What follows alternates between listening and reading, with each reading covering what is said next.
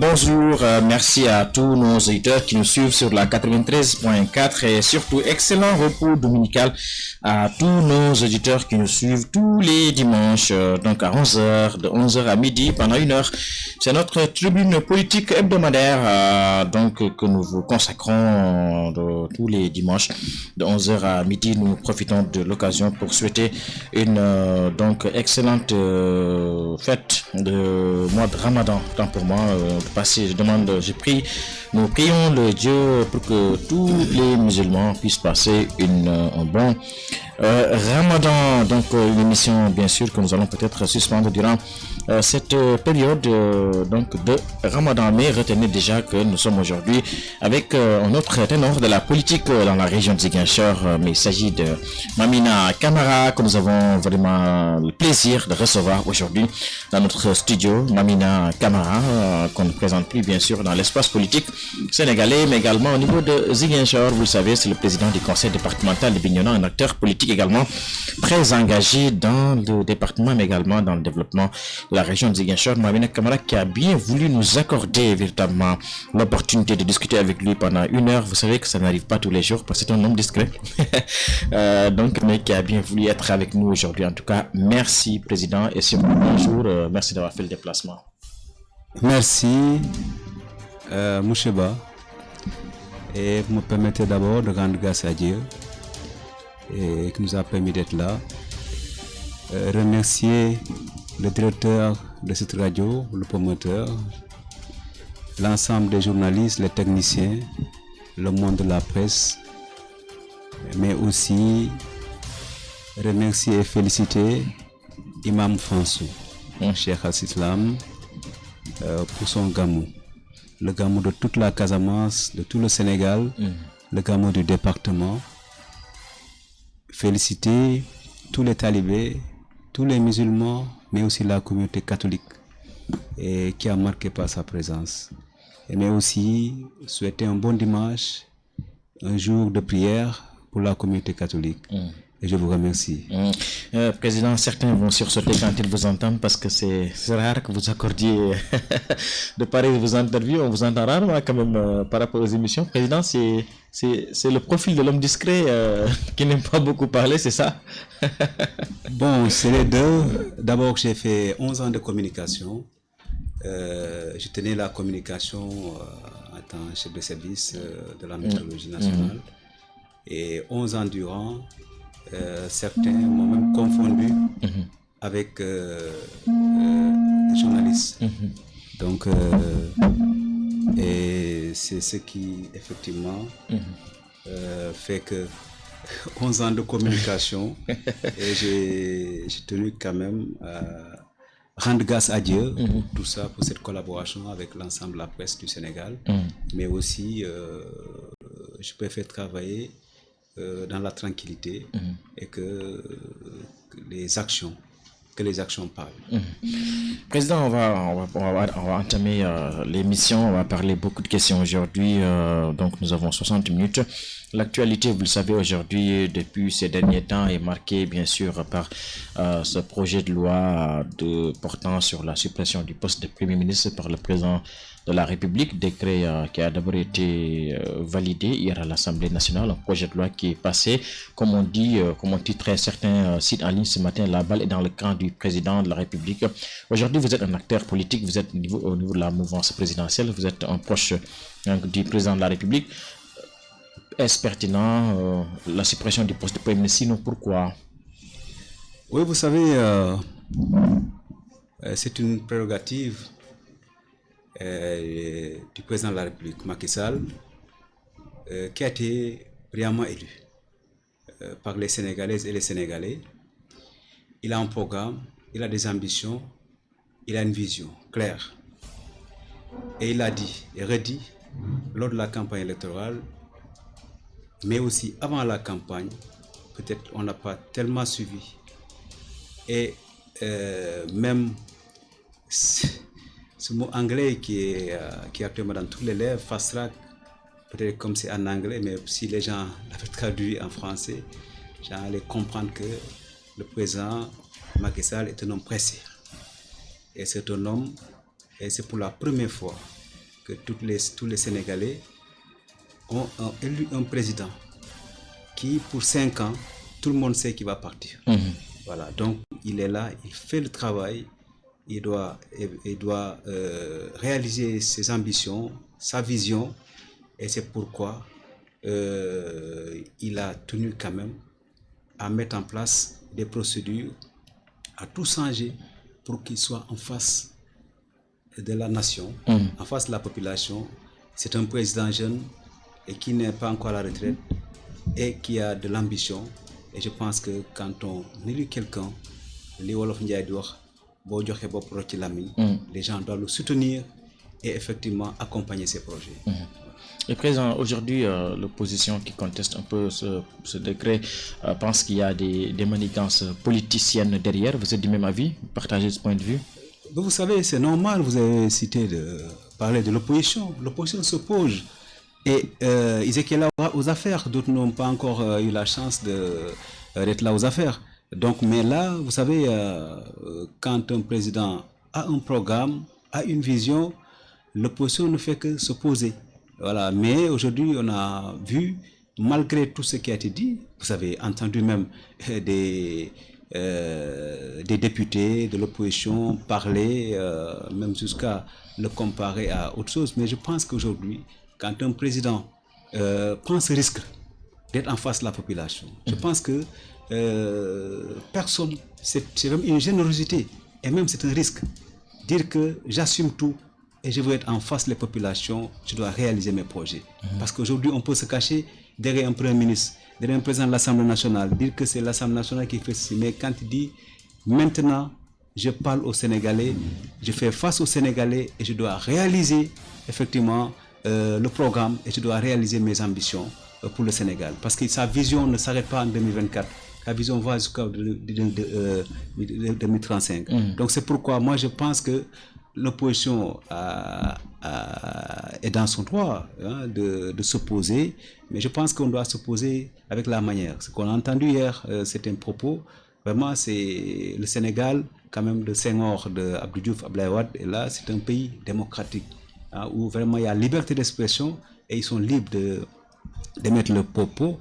Moi je suis du camp du président et nous sommes là pour accompagner, soutenir la vision du président. Aujourd'hui, bien sûr, c'est peut-être une révision constitutionnelle un peu controversée. Ça se comprend, comme vous l'avez dit, parce que l'opposition est dans son droit. Et la société civile dans tout ça, une société civile qui hier a manifesté. Certains ont été d'ailleurs interpellés.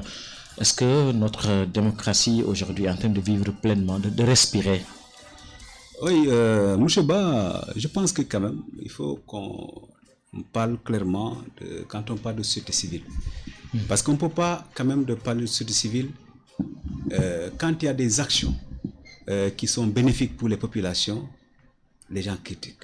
Quand des actions aussi, quelle que soit l'action qui émane du pouvoir, vous dites que, mais finalement, dites clairement, je vais aller adhérer dans un parti politique et effectivement aller sur le terrain se combattre. Parce que ce que vous avez cité dans comme société civile, arrêté hier, ce job, il est en partie. Marius était sur la liste d'un parti politique législatif. Je pense que les textes sont là. Les journalistes, vous savez, c'est pourquoi je vois à chaque élection, je vois les journalistes retirer la liste au niveau pour les élections locales et même les élections législatives pour voir qui est dedans. Aujourd'hui, ce sont des visages qu'on a retrouvés sur les listes électorales. Donc, moi, je pense que c'est clair. Et quand on parle de société civile, vraiment, je pense au feu du Forum civil, vraiment qui était un homme ouvert, un homme humble et qui était équidistant et qui prenait des positions purement pour contribuer. Voilà. Mais quand une société civile passe tout le temps à dénigrer, je pense que le PM a raison. Il y a un groupe de sociétés civiles qui sont purement politiques et qui n'osent pas s'affirmer. Mais ça, nous, on sait, et même vous le savez même. Et c'est Guy Marius Sagna, et il était sur une liste. Ah, mais là, j'ai dit, ouais. Donc on ne peut pas être partout contre la France, tout ce qui est tout, là, tout, la négation. Mais donc dans la vie, il y a un côté positif. Voilà. Donc c'est pourquoi je dis, c'est pas seulement la société civile, mais l'on sait, aujourd'hui, même ces jeunes qui ont marché, c'est comme ça, c'est la démocratie. On ne peut pas faire l'unanimité. Et donc c'est pourquoi je pense que le président a été élu, 58%, et aujourd'hui il a son programme. Et ces Sénégalais et ces Sénégalaises qui l'ont élu le font confiance, ils sont dans le calme.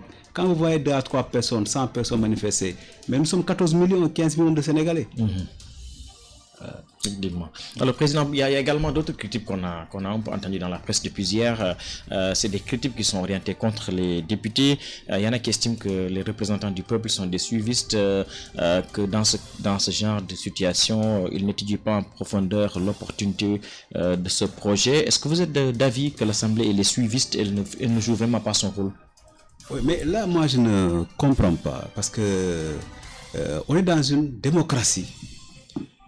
Ou bien on est dans un pouvoir de la rue. Mais je pense que ces députés qui sont à l'Assemblée nationale, on parle de députés de Benno Bokk Yakaar. Ils appartiennent à quelle coalition? De Benno Bokk Yakaar, dont le patron, le président, c'est Macky Sall.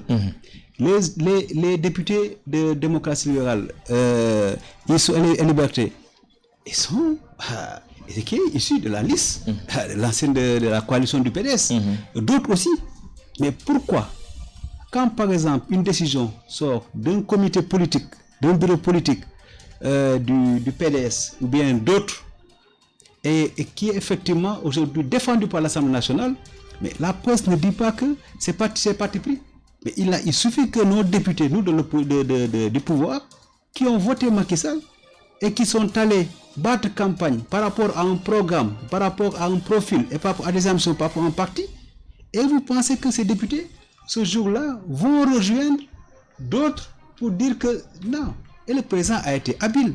Et c'est un homme politique aguerri. Il a d'abord informé toute la population de son intention de porter un projet au niveau du gouvernement qui a été adopté. Et ensuite, il a convoqué, discuté avec les ténors de Benno Bokk Yakaar, échangé avec les députés, pour leur expliquer, voilà mon projet. Mais maintenant, je ne comprends pas. Et pourquoi ceux qui ont critiqué, parce que c'était la ligne conduite de leur parti, et vous ne dites pas qu'ils vont participer. Ah non, nous, on a choisi, on a choisi d'appartenir à un parti qui s'appelle APR et de la coalition Benno Bokk Yakaar. On a choisi les couleurs beige marron. Et nous avons choisi d'être avec le président Macky Sall. Mais pourquoi voulez-vous que, par rapport à une vision qui épouse notre ambition, notre programme de société, et qu'aujourd'hui qu'on se mette à l'écart, en contradiction. Là, moi, camarade, je préfère dans ce cadre démissionner et aller rejoindre l'autre côté, effectivement. Mais dans ce cadre, quand je suis dans un pouvoir, je dois respecter la discipline du parti et je dois effectivement... on a le secrétariat politique, nous avons le bureau politique, on a le secrétaire national. Les cadres se réunissent, le président convoque le bureau de Benno Bokk Yakaar, échange, il va au gouvernement. Mais pourquoi pas? Pourquoi? Mais on serait aujourd'hui étonné de voir quelqu'un du PDS ou bien quelqu'un de l'autre parti se lever et dire que je soutiens, parce qu'eux ils sont contre. Donc nous, tous les députés qui effectivement ont eu à bénéficier de la confiance du président de la République, la confiance de Benno Bokk Yakaar. Mais c'est ça, on doit nous laisser diriger, on doit nous laisser réaliser nos ambitions. Et au moment de l'élection, apprécier maintenant de la qualité du travail. Voilà, mais dire qu'aujourd'hui, ils sont suivis. Comment suivis? Moi, je ne peux pas comprendre. Les députés, aujourd'hui, il y a des députés qui ne sont pas instruits, mais ce sont ces députés qui ont des assistants parlementaires. Il y a aussi la traduction. Il y a au niveau de l'Assemblée, il y a les comités techniques. Je pense que quand même, sur ça, on doit respecter les positions des autres. Si aujourd'hui, parce que moi, je soutiens le président, on me dit que je suis en marche de quoi que ce soit, je dis non. C'est un pays de démocratie, de liberté. Vous êtes Alpulaar, je suis Diola. Voilà, on appartient tous à la Casamance, au Sénégal. Voilà, vous avez fait journalisme, j'ai fait météo. Donc chacun est libre de faire ce qu'il doit faire. Mais soit on est dans un régime d'État, ou bien on est dans une démocratie. Président, pour boucler ce chapitre sur le projet, sur la suppression, le projet de suppression du poste de Premier ministre, ces révisions constitutionnelles qui n'attend maintenant que promulgation, il faut le rappeler, de la part du chef de l'État parce qu'il a été adopté hier. Que répondez-vous aux détracteurs du chef de l'État qui estiment que derrière ce projet, Macky Sall prépare sa succession? Bon, moi, Macky Sall, d'abord, je pense que j'ai ma vision par rapport à ça, par rapport à la succession, mais je pense qu'elle est normale. Mais il n'est pas encore l'heure. Et le Macky Sall est un génie politique. Aujourd'hui, j'ai lu beaucoup de contributions de vos confrères qui ont dit quand même on peut tout lui reprocher, sauf son génie politique. Oui. Parce qu'aujourd'hui, toutes les cartes, personne ne sait là où il va. Voilà. Donc pour ne pas, effectivement, que les gens passent tout le temps, tous les 5 ans, en train de faire des calculs. Il a réussi quand même à faire taire à tout le monde. Tous les gens qui pensaient que c'est lui qui peut un peu. Non, là vraiment, il l'a dit. Et la situation politique, je crois qu'aujourd'hui, Macky Sall, il va faire les 5 ans. C'est un homme de parole, un homme de confiance. Et que effectivement, aujourd'hui, vous savez, le pouvoir se conserve. Et même quand vous avez des enfants, et pourquoi vous cherchez à construire une maison, c'est pour des générations futures. Macky Sall est un président jeune, un ingénieur, un visionnaire, et qui pense aux générations futures.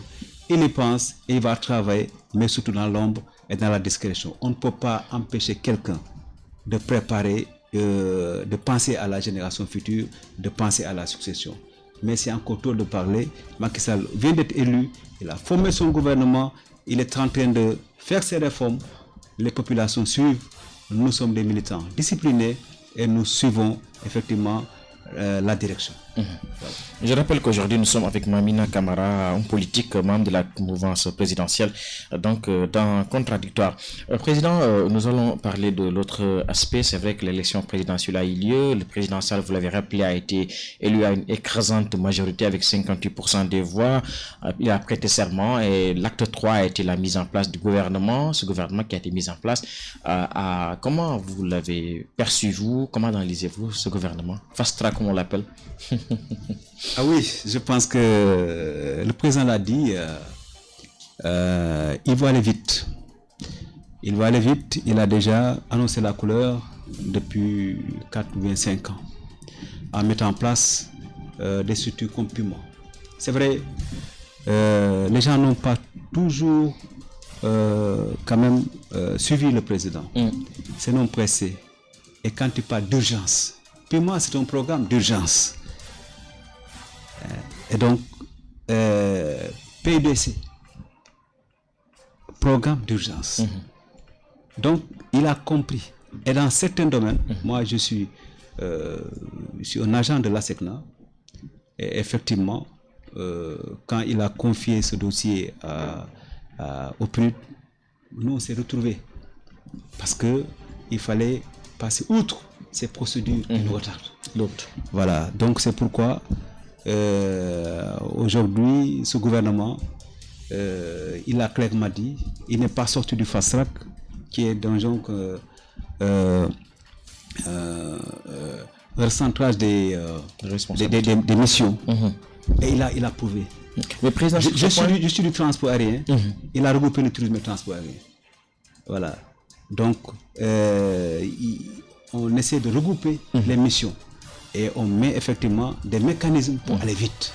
Et donc c'est pourquoi donc c'était un gouvernement pléthorique, c'est un gouvernement qui a essayé de recentrer et remettre effectivement les gens au travail et les montrer quand même qu'on doit aller vite, les Sénégalais attendent. Il y a beaucoup aujourd'hui de préoccupations et c'est pourquoi vous allez voir, même au niveau des directions, au niveau des agences, il y aura un recentrage et que les gens vont aller vite avec Fast Track, il a raison. Mais président, est-ce qu'il y a eu un recentrage? Certains estiment qu'il n'y a que 4 portefeuilles qui ont sauté et que finalement on est passé de 36 ou 37 ministres à 31, on est toujours dans les 30, que la promesse du chef de l'État de réduire le gouvernement considérablement, finalement n'a pas eu lieu. Oui, mais je pense quand même, le président, après les élections, nous peut-être la chance qu'on a, à chaque discours, on l'écoute, on analyse. Quand il a rencontré le groupe de Benno Bokk Yakaar, il a dit il va faire une lecture de ceux qui n'ont pas voté pour lui. Il va faire une lecture par région, par département, par village. Et c'est pourquoi, dans ce gouvernement, pour une première fois, toutes les régions sont représentées. D'abord, mais qu'est-ce que vous voulez? C'est Sénégal, c'est les 4 points cardinaux. C'est de Matam à Podor, ici à Bessir, à Bignona et dans le Baol. Donc je pense quand même qu'il fallait tenir compte de ça. Et ensuite, voir aujourd'hui, nous avons des ressources minières qui commencent à sortir, comme le pétrole et autres, et continuer pour effectivement la gestion de ça. Et il a regroupé, vous avez vu aujourd'hui le ministère de Fofana, qui est pratiquement, qui regroupe tout. Le ministère de Mansour Faye. Toutes voilà, les agences pratiquement ont été voilà, bon, qui effectivement, parce que développement communautaire, quand c'était sorti, beaucoup n'avaient pas compris. On avait compris que il y avait une disparité.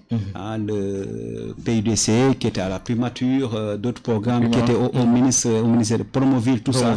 Il fallait tout réunir et mettre en place vraiment un mode des procédures rapides face à la communauté, pour que effectivement les populations puissent être en contact direct avec leur ministre. Et c'est pourquoi même les maires ont commencé à recevoir effectivement des correspondances par rapport à ça, et que les choses vont aller comme...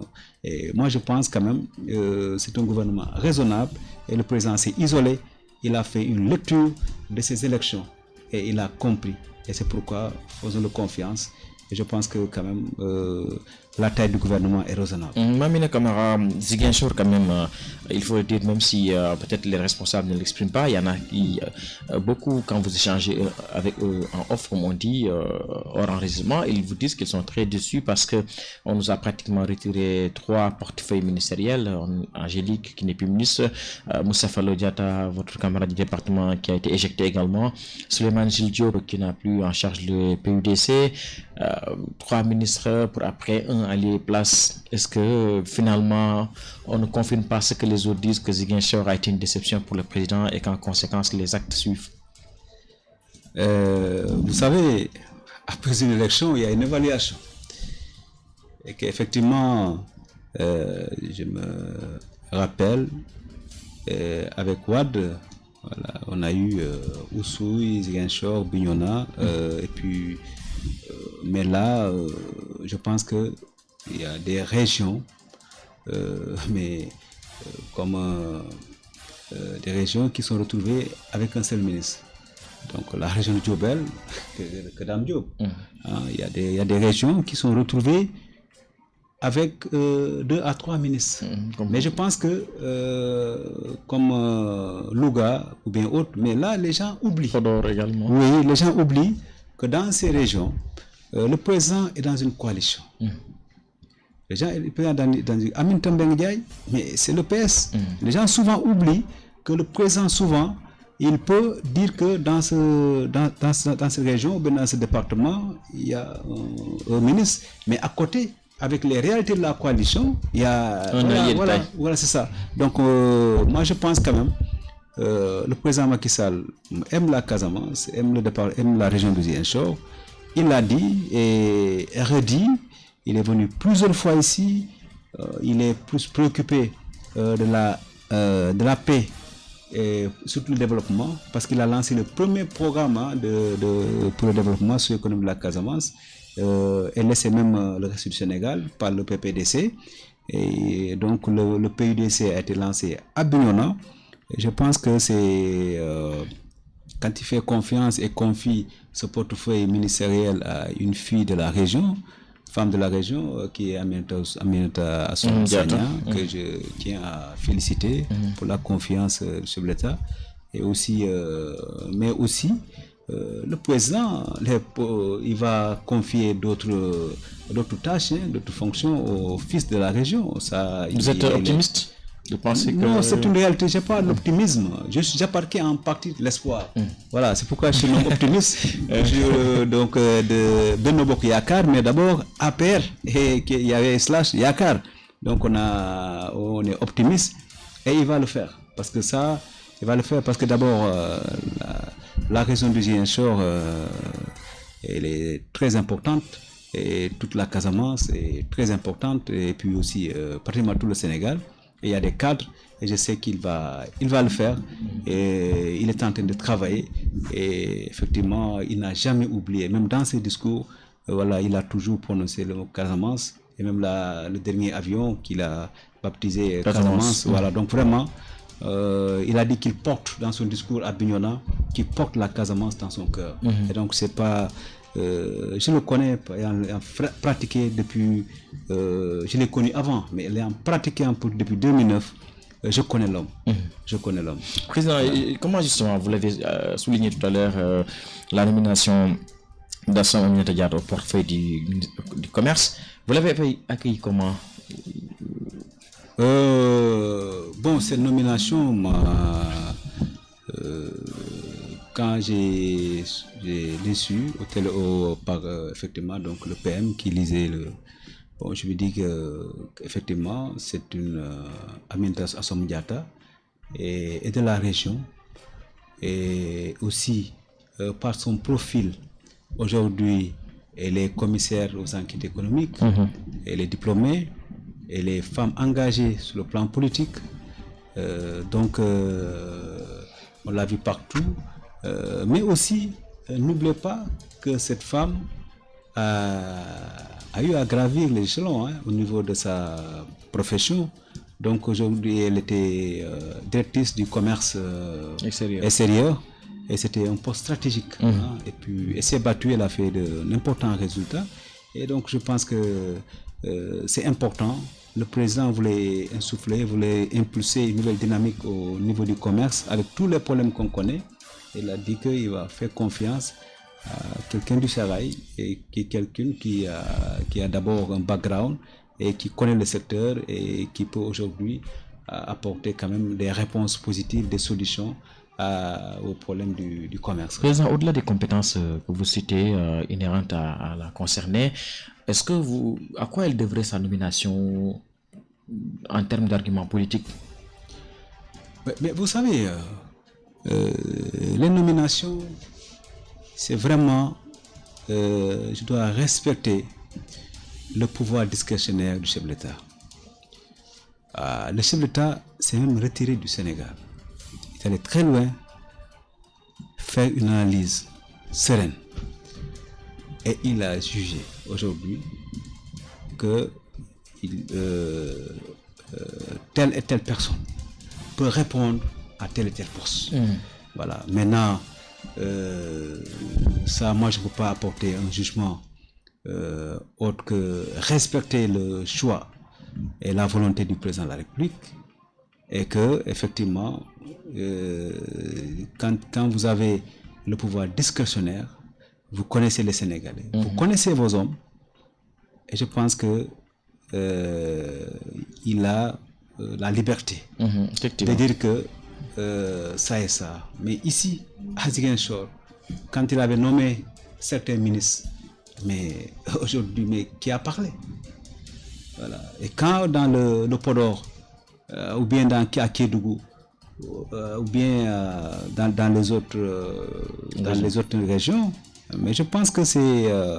il a dit lui-même, je me rappelle en 2010, on était dans une réunion assez secrète, il disait tout choix est un renoncement. Ça, je l'ai tourné de Macky Sall. Bien qui tient de Maxime de notre personne, moi j'ai tourné de Macky Sall et je savais qu'il fallait qu'il le fasse. Voilà, et que moi je respecte son choix. Et vraiment, c'est son pouvoir discrétionnaire et que vraiment je ne peux pas vraiment faire des commentaires par rapport à ça. Une dernière question sur ce choix d'Assome Diatta. Est-ce qu'il fait l'affaire chez vous dans le département de Bignona? Je parle du plan politique. Bon, vous savez, le parti, comme le président l'a toujours dit, c'est un train. Voilà, ça il a dit en 2009 dans une réunion des cadres. On était à peu près 11 ou bien 12. Il a dit c'est un train et que c'est une dynamique. Ne soyez pas surpris quand d'autres vont descendre, Que d'autres montent. Mais nous, on va arriver à port. C'était une réunion des cadres, on était 15 ou bien 11, je ne me rappelle pas. Et aujourd'hui, vous savez, quand Aminata Assome Diatta est une parente à moi, voilà, parce qu'elle est de Djanki, un village vraiment frontalier, et même pratiquement c'est la même chose, parce qu'on ne sent même pas la frontière entre Bessir et Bignona, et Bessir et Djanki. Je suis parce que je suis né grandi à Bignona, et Bignona revient chaque fois. Et donc, voilà, elle s'est engagée en politique au-delà de ses compétences vraiment professionnelles. Elle s'est engagée en politique, voilà, elle a un mouvement, et que même sur le terrain, elle est pratiquement hier, elle était au Gamou. Et je pense que nous sommes un parti ouvert, et qu'aujourd'hui, toute personne qui peut apporter quelque chose, elle est la bienvenue. Et je pense qu'aujourd'hui, dire que si elle peut faire l'affaire ou pas, mais je pense qu'il faut qu'on la juge sur le terrain. Parce que moi, quand même, je ne peux pas venir et dire que Lamine Ba, on l'amène pour faire l'affaire ou pas. Non, mais si les résultats arrivent, elle vient d'être nommée, et elle a son agenda, elle a son calendrier, elle est brillante, elle sait là où elle va, et je pense qu'elle va dérouler. Voilà. Là, vraiment, nous, tous les jours, on reçoit des enseignants, d'autres personnalités qui viennent pour nous dire qu'ils adhèrent à la vision du président de la République. D'autres aussi quittent. Et c'est comme ça. Et il faut se préparer à ça. Mais dire qu'elle va faire l'affaire ou pas, moi, vraiment, je ne peux pas me prononcer par rapport à ça. Et qu'elle est là, elle est de la région. Elle va travailler au niveau de la région, bon voilà, au niveau de chaque département aussi, et voilà, elle va faire de son mieux, et je pense que c'est nous dans nous, avec cet talent de solidarité, d'unité, on pourra renverser la tendance. Voilà. Président, vous avez parlé un peu d'élan de solidarité et d'unité, ça nous permet de passer une transition sur un peu la configuration politique de votre département, le département de Bignona, avec un peu donc les différentes forces politiques qui sont présentes. Quand je dis forces politiques, c'est interne à la mouvance présidentielle. Bignona, où ça semble vraiment très complexe par rapport à la cohabitation politique entre vous, leaders sur place, même si bien sûr ça n'apparaît pas de prime abord, mais est-ce qu'aujourd'hui vous avez le sentiment que à Bignona l'unité est suffisamment de mise? Est-ce que finalement c'est pas ces difficultés au niveau de l'unité qui vous ont perdu lors des présidentielles? Pof. Oui, vous savez, si les élections sont passées, nous avons eu, nous tous, un temps de réflexion, d'évaluation. Ça a été fait. Et l'évaluation continue. Nous avons continué d'écouter, d'entendre et d'analyser. Parce que nous ne sommes pas quand même des enfants de cœur. Et quand une chose arrive, il faut tout faire pour effectivement, froidement, faire une analyse et regarder devant. Et donc, vous avez parlé d'unité. Je ne sais pas si au sein de l'APR ou bien au sein de Benno Bokk Yakaar. Mais vous savez, si c'est dans les coalitions, les élections législatives, on n'était pas avec d'autres partis. Voilà, qui sont présentés, avec des leaders qui sont partis et présenter leur candidature ailleurs. Et au niveau de la présidentielle, qui sont venus. Donc, comme l'a dit, c'est une dynamique, un parti. Donc, voilà, et chacun aussi doit regarder ses intérêts, mais les intérêts de la localité. Donc, c'est pourquoi j'ai toujours lancé un appel à l'unité, à l'unité des cœurs. C'est pas seulement le fait de parler, c'est dans le comportement, parce que tu peux effectivement dire que voilà, nous sommes les mêmes, et tous les jours les gens posent des actes qui rendent impossible donc la cohabitation. Bon, maintenant tous ces facteurs endogènes et exogènes, nous les avons déjà identifiés, diagnostiqués, et nous allons tout faire pour... donc c'est encore un appel partout, que la division ne sert à rien, parce que quand on divise, les militants ne se retrouvent pas, les voix pactent et l'opposition se renforce. Nous, en physique, avec l'effet Bergeron, les cellules isolées s'agglomèrent et deviennent plus fortes que je pense que c'est important que ça, quand même, c'est une réalité. Vous avez raison. Nous n'avons pas le droit, dans cette situation assez difficile, où nous sommes devancés dans la région de près de 50 000 voix. Et c'est énorme. Et je pense qu'il faut regarder ça et que les gens, maintenant, sachent raison garder et que les gens se parlent et qu'on essaie de voir froidement, effectivement, ce qui n'a pas cloché. Et qu'on essaie de voir, de travailler surtout, voilà, sous ces primo-votants et travailler sous les jeunes, ceux qui ne sont pas contents, aller parler avec eux, et ceux qui sont là en léthargie, mais aussi aller vers d'autres forces aujourd'hui qui peuvent rejoindre la mouvance présidentielle. Donc c'est important, on a un gros travail à faire et on n'a pas le temps. C'est toujours c'est le fast-track l'administration, mais qui doit être dans le fast-track politique aussi. Mais président, est-ce que tout cela n'est pas dû au souci du leadership dans le département de Bignona? Parce que finalement on se dit qui tire les ficelles, parce que c'est là où c'est compliqué. Il y en a qui se réclament un peu leader, comme c'est le même cas dans le département de Ziguinchor. Il y a aussi certains le contestent ce souci de leadership qui est bien sûr né de l'absence de structuration de votre parti. Quand je parle surtout de votre parti, de l'APR. Est-ce que c'est pas ce qui est à l'origine de tout ça? Il faut qu'il y ait un patron et qu'il y ait d'autres qui tirent derrière, ou il y en a qui s'autoproclament patron et que les autres doivent suivre, ou il faut les liquider. Alors, vous savez, c'est pas facile. D'abord, le parti, vous avez parlé d'abord du parti APR, dont je suis membre, et le président a mis en place, il y a ce qu'on appelle les comités, les responsables de comités, et puis il y a les structures comme les structures des femmes, le bureau politique, tout ça. Et moi, je fais partie de la structure des cadres au niveau de l'instance supérieure, le SEN, secrétaire exécutif. Donc, je suis président de la commission environnement. Et donc, c'est vrai, quand on était dans l'opposition, il n'y avait pas ça, parce qu'il n'y avait rien. Il n'y avait rien, effectivement. Il n'y avait rien. Et le président l'a dit, je pense que c'était le lendemain de l'investiture en 2012. Il l'a reçu chez lui, et il a clairement dit attention, maintenant les démons de la division vont venir, parce qu'on a le pouvoir et qu'il faut savoir raison garder.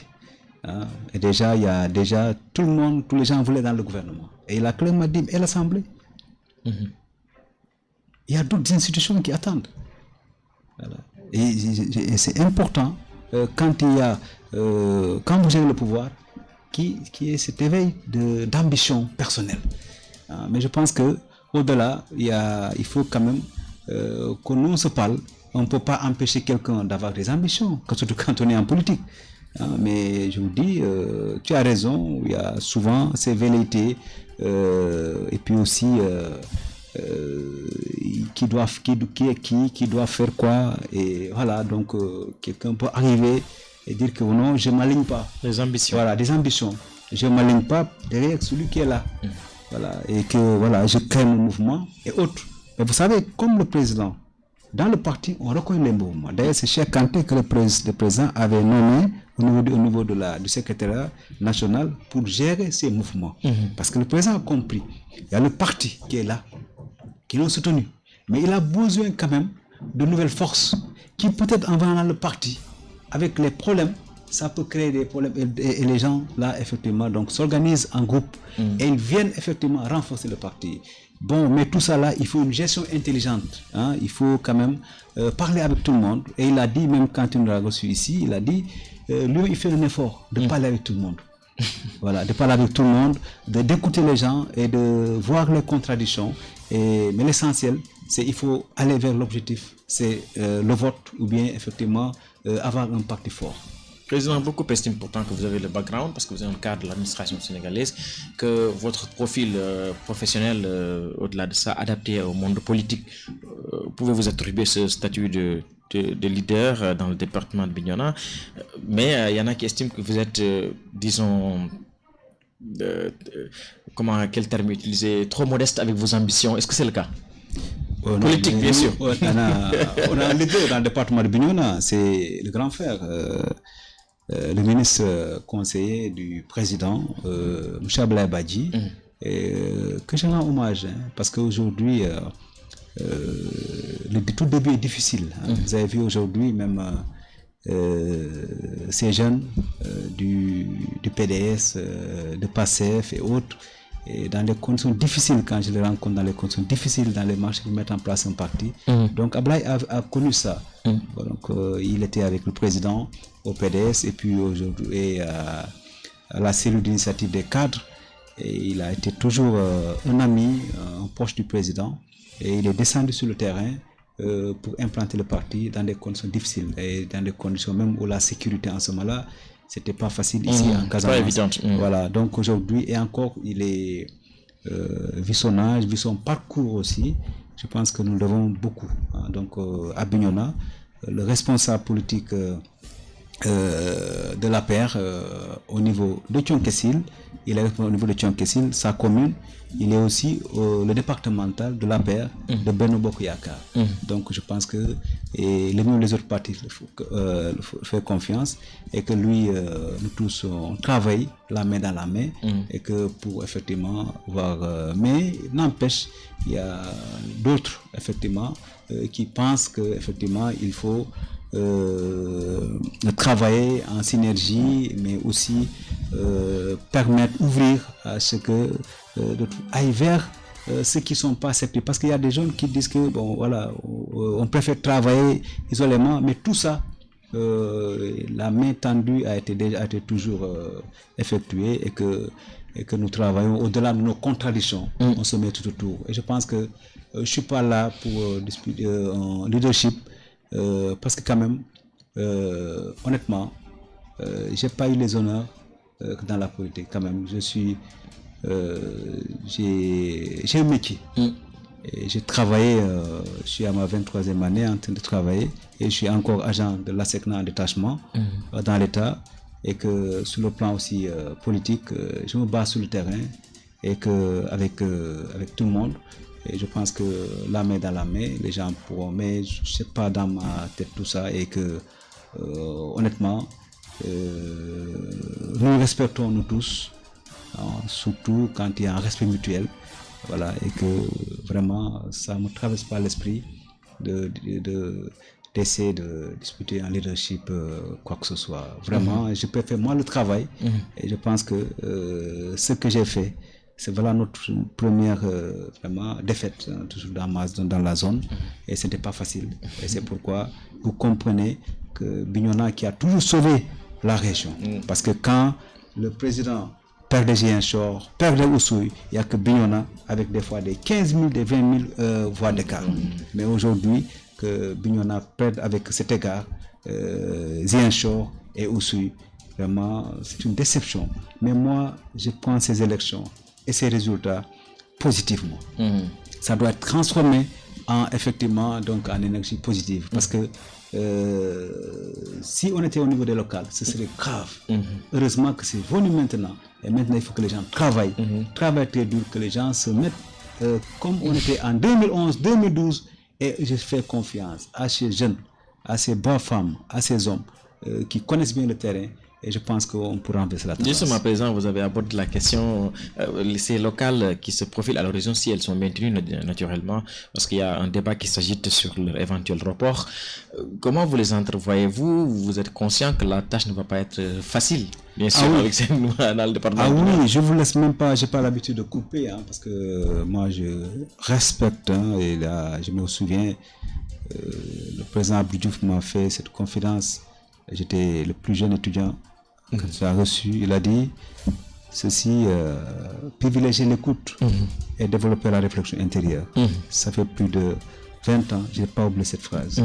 Et que vraiment, vous avez raison, que cette situation, il y a un leader politique, il a dit en Wolof, et je pense qu'on n'a pas le droit. Ces élections passées, il y a eu des situations dure, mais on doit se ressaisir et travailler parce que nous vous avez 50 000 voix à rattraper. Et c'est important parce que les autres ne donnent pas et ils ont confiance. Et nous, on doit effectivement travailler pour les rattraper et continuer. Bien vrai que c'est pas la même configuration. Les locales et les présidentielles. Ce n'est pas la même configuration. Voilà. Là, c'est local. Et c'est pourquoi c'est difficile. Et je dis que ça, je lance un appel à tout le monde, aux amis, aux camarades, aux leaders politiques, à tous les militants, aux jeunes, aux femmes, vraiment que même si c'est difficile, le réveil était difficile, lendemain après le 24, mais je pense que ces jeunes et ces femmes que j'ai rencontrés, vraiment, je pense que ça ne sera pas la même chose. Président, une question sur les dernières questions sur les locales. Le report de ce local est de plus en plus agité. Beaucoup d'hommes politiques se prononcent. Des élus, vous, qu'en pensez-vous? Est-ce qu'il faut les reporter le temps de laisser les réformes se faire, que le président puisse mettre en place son dispositif pour qu'il puisse mieux gérer le local? Il y en a qui parlent de 2022, d'autres qui parlent de 2024. Bon, là, c'est le président l'a dit qu'il va insérer donc ce problème de cette préoccupation des locales au niveau du dialogue. Et je pense que c'est une bonne idée et que moi, quand même, je suis prévisionniste de métier. Voilà. Voilà, donc je le fais tous les jours. Voilà, donc, mais c'était un peu difficile. Il y avait beaucoup de coïncidences au niveau du calendrier constitutionnel. Encore qu'il va falloir faire le parrainage pour les locales également. Oui, parce que d'abord, vous avez vu le président prête serment le 2. Voilà, le 3, c'est son discours à la nation, et le 4 avril. Donc, il y a des choses quand même. Et ensuite, il faut mettre en place un gouvernement. Voilà, et encore, il y a le départ du Premier ministre. Cette révision donc de la Constitution, voilà, qui doit partir discuter les tout ça, et que déjà la révision sur la liste électorale devait commencer depuis le 14 avril. Donc c'est difficile, et dans ces conditions, le Sénégal ne peut pas se permettre en 6 mois dépenser plusieurs effectivement donc milliards. Mais ce n'est pas seulement l'argent. Les gens peuvent avoir des soutiens ailleurs. Mais vous savez, l'élection locale est plus compliquée que l'élection présidentielle. Absolument. C'est une seule personne, l'élection présidentielle. Les élections locales, toute la liste, pour le département, pour les communes, tous ces gens, ils ont droit au congé. Donc, d'ici quelques mois, tout ce personnel, enseignants, informaticiens, ingénieurs, autres, doit être sur le terrain, en train de faire le parrainage, ensuite aller pour préparer la pré-campagne et autres. Mais le pays sera à terre. Vous avez vu, heureusement, que le ministre de l'enseignement et autres, ils ont dit quand même, on autorise seulement à 2 ou 3 jours pour les élections. Mais si avec tout ça, il faut avoir une liste majoritaire, une liste proportionnelle. On n'a pas le temps. Du département, entre chaque commune. Mais les élèves ne vont pas étudier. Et je pense quand même sur ça, les gens doivent faire preuve de compréhension et de comprendre, parce qu'il ne faut pas qu'ils pensent que les gens ne sont pas prêts. Parce qu'aujourd'hui, pensant que voilà, si on parle des élections, peut-être on va gagner au foot, au centre du pays et autres, là où Macky Sall l'a eu, mais en Casamance, il y a d'autres. Mais non, je dis non, je pense quand même. La configuration est différente. Voilà, si les gens sont pressés, non, parce que là, on a gagné, non. Mais les élections législatives, on les avait devancées de 15 000 voix, de 20 000 voix. Là, on se rattrapait au truc. Oui. Voilà. Mais donc, attendez. Donc, vous êtes pour le report jusqu'en 2022? Non, pas pour. Je pense que je préfère, comme le président a dit, de laisser ça au niveau du dialogue. Voilà, mais je pense quand même. Les conditions ne sont pas réunies. Les conditions pour le moment ne sont pas réunies, mais ça n'exclut pas. Si on dit en décembre, nous sommes prêts. Nous sommes prêts parce que nous avons des bilans à défendre, nous avons une vision du président et nous allons descendre. C'est tous les enfants de la Casamance et du département et des communes qui vont descendre et parler avec la population, et la population va choisir. Voilà, donc je pense que vous m'avez dit que quand la coalition Sonko a remporté ce soir même du 24, vous les avez félicité. Effectivement, on a reconnu la défaite et on a dit que maintenant on pense à l'avenir et nous allons aller travailler pour effectivement renverser la tendance. Président, on a juste 5 minutes. Je vais aborder 2 questions. D'abord, on sait que vous êtes un environnementaliste pur et dur, plus environnementaliste que politique même d'ailleurs. Quand 2 événements se coïncident, vous allez prendre celui qui correspond à l'environnement, c'est une certitude. Président, comment évaluez-vous la politique environnementale du président de la République depuis quelques années? Oui, vous savez, le président, sa politique au niveau de l'environnement a été surtout basée sur la protection de nos côtes qui sont effectivement menacées.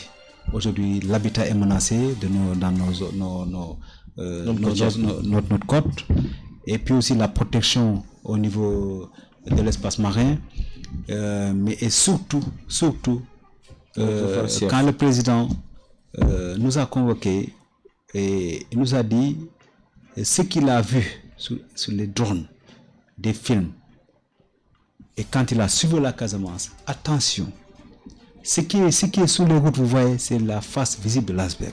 Derrière, il n'y a rien du tout.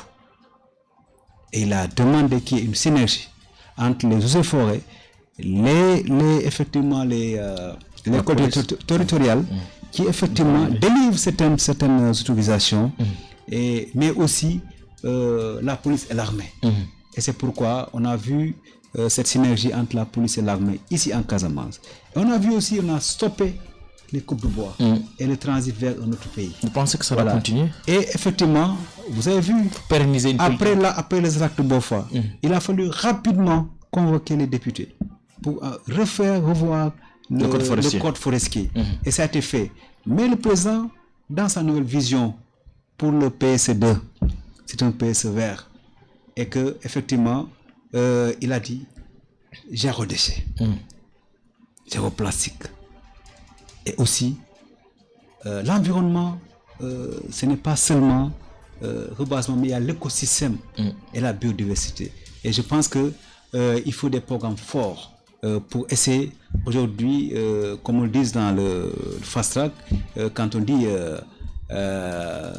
fast track training, c'est des formations fast track programme ou bien fast track, il faut des programmes forts qui seront soutenus par les bailleurs de fonds, par le fonds vert, pour ici en Casamance mettre en place des programmes de résilience. Parce qu'aujourd'hui, quand vous quittez de Matam, Podor, venez à Dakar et allez en Casamance, vous voyez qu'on est les seuls aujourd'hui qui détiennent effectivement cette biodiversité et cet écosystème, et qu'aujourd'hui qu'il faut protéger. Le président a une vision sur aujourd'hui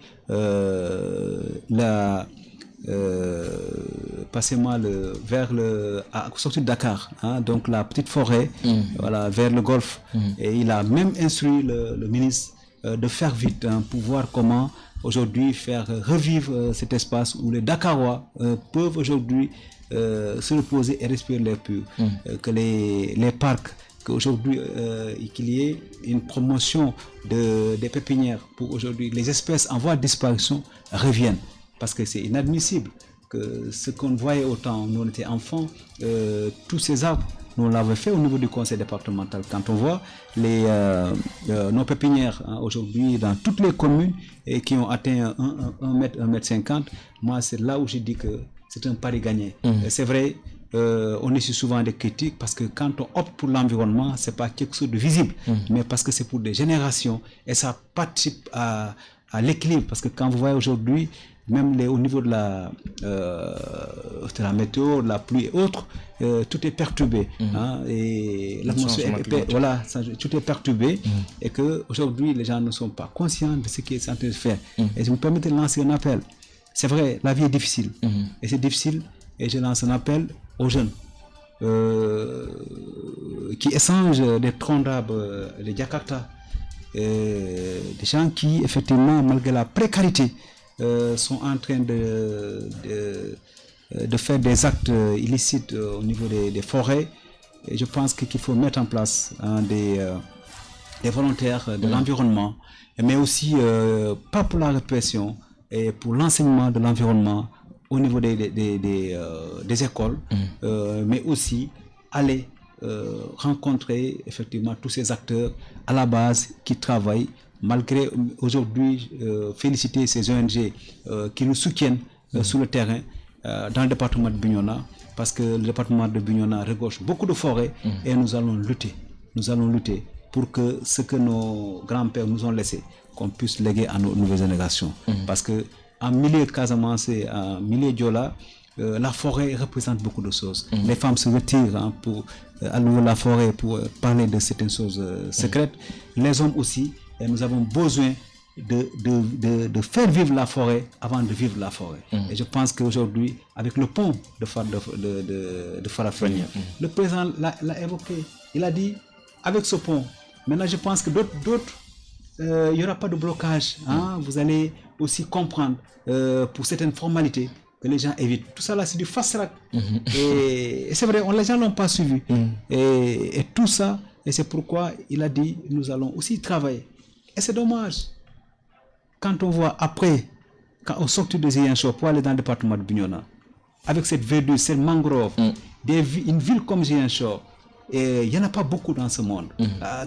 Quand on est dans Ziguinchor, il y a un fleuve. Mais que des Ziguinchorois aillent déverser des ordures dans mon département. Mais ça, c'est écœurant. C'est écœurant. C'est écœurant. J'ai préparé. Oui, c'est vraiment.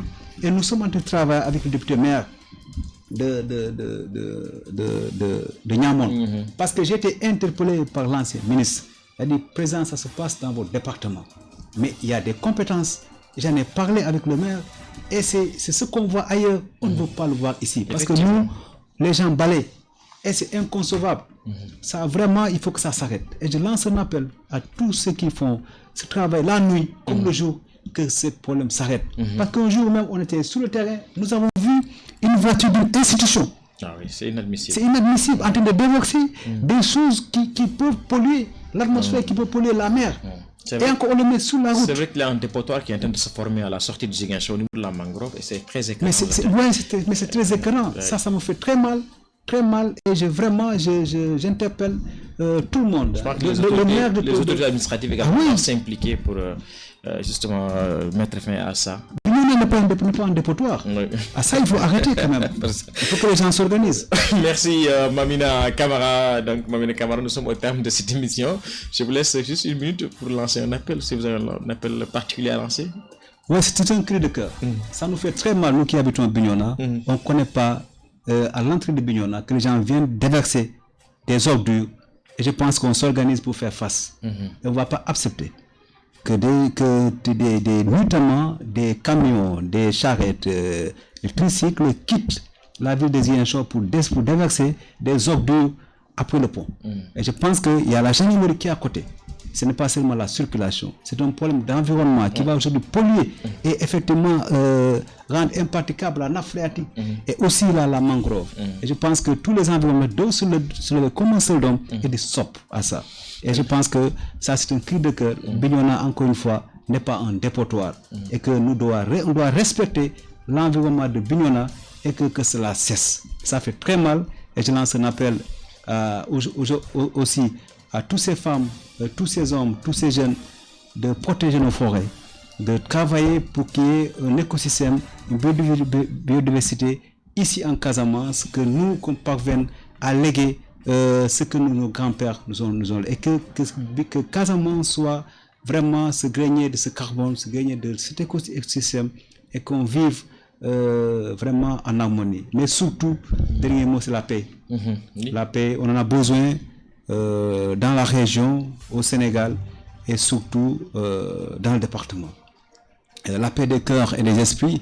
Et je pense qu'on vient de terminer le Ramadan, le carême de la communauté catholique. J'en rends hommage, parce que nous vivons dans une symbiose ici en Casamance.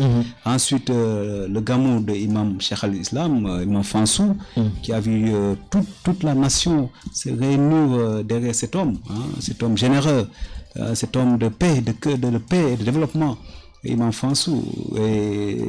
Mais aujourd'hui, nous allons entrer au mois de Ramadan. Et donc, je profite pour former des prières de santé à tout le monde, de paix, de dialogue, de paix des esprits et des cœurs. Et la Casamance en a besoin. Nous avons le pont de Farafenni. Nous avons des infrastructures qui s'installent et nous avons des ressources minières. Et la Casamance doit travailler pour être le grenier du Sénégal. Et je vous remercie. Merci. Et je vous souhaite bon Ramadan. Merci beaucoup, Mamina Kamara, président du conseil départemental de Bignona, qui était l'invité aujourd'hui de votre émission Contradictoire, une émission dont vous pourrez suivre plus tard la rediffusion sur nos ondes. Merci d'avoir suivi. Merci également à Cheikh Goudiaby qui assurait la diffusion sur les réseaux sociaux via YouTube et Facebook, mais également à Patrice Mendy qui était aux opérations techniques. Bonne suite des programmes sur Génération FM. À dimanche prochain pour un autre numéro de Contradictoire.